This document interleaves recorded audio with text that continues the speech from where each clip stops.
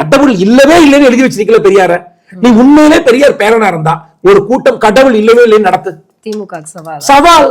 ஸ்டாலின் உண்மையிலே கலைஞரின் மகனாக இருந்தால் நடத்தட்டும். இதான் நான் சொல்றேன் சவால். கடவுள் இல்லவே இல்லைன்னு பெரியார் சொல்றீங்க, கடவுள் இல்லவே இல்லைன்னு மாநாடு நடத்தட்டும். நடத்தக்கூடிய துணிச்சல் இருக்குமா?